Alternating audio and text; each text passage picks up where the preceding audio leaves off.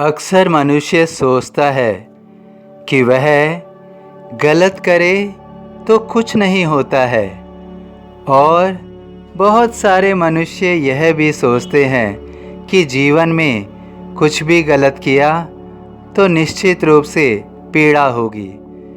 जिसने जीवन में जिस तरह से सीखा होता है वह अपने जीवन में उसी तरह से कार्य करता है।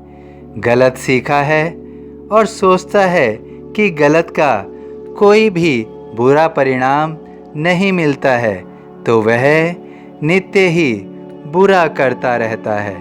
और जो जीवन में अच्छा सीखता है और सोचता है कि नित्य ही अच्छा करना चाहिए तभी जीवन में अच्छा होगा, तो वह निरंतर अच्छा करता रहता है।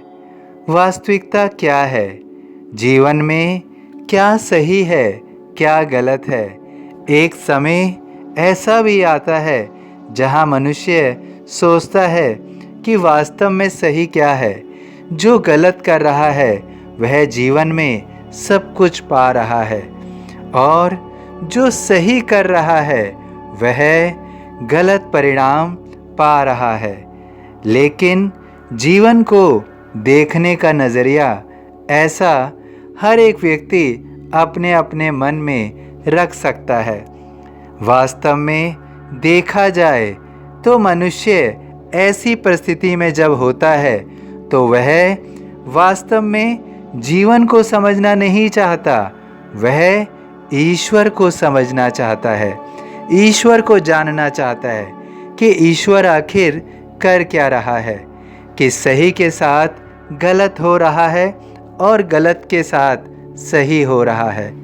वह इस सत्य को सदैव जानने के लिए अग्रसर रहता है और कई बार वह इस परिणाम से यह भी सीखता है कि ईश्वर कुछ अच्छा नहीं कर रहा है, क्योंकि गलत के साथ सही और सही के साथ गलत हो रहा है।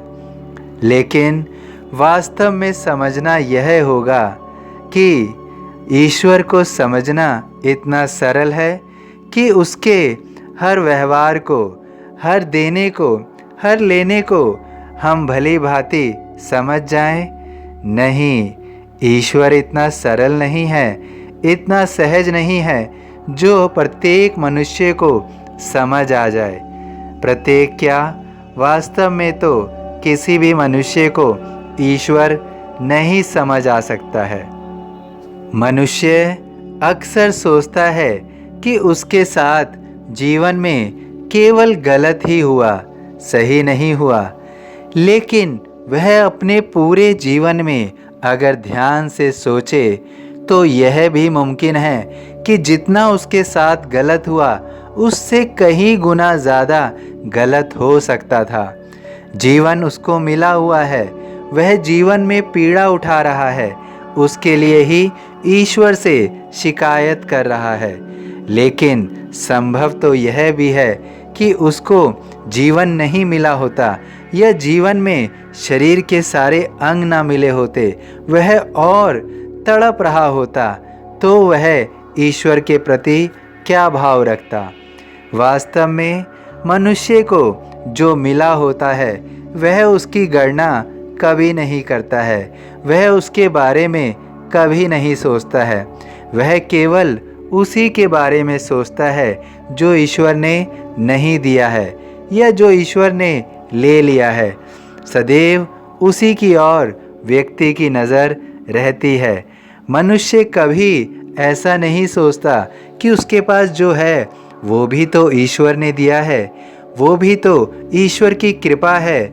जो दिया है उसी से जीवन को और सार्थक किया जा सकता है। लेकिन अक्सर वह ऐसा नहीं करता है और जो उसके पास नहीं होता है वह उसके लिए ईश्वर को दोष देने लगता है। ईश्वर की गणना करना इतना सरल नहीं है, ईश्वर को समझना इतना सरल नहीं है। ईश्वर को मन में रखो, ईश्वर के प्रति भाव रखो, भक्ति रखो। धीरे धीरे समझ में आ जाएगा कि ईश्वर सदैव तुम्हारे साथ है, तुम्हारे हर क्षण में, हर पल में, तुम्हारे हृदय में, हर कार्य में, हर पल तुम्हारे साथ ही चल रहा है। लेकिन यह तभी संभव होगा जब तुम्हें विश्वास होगा।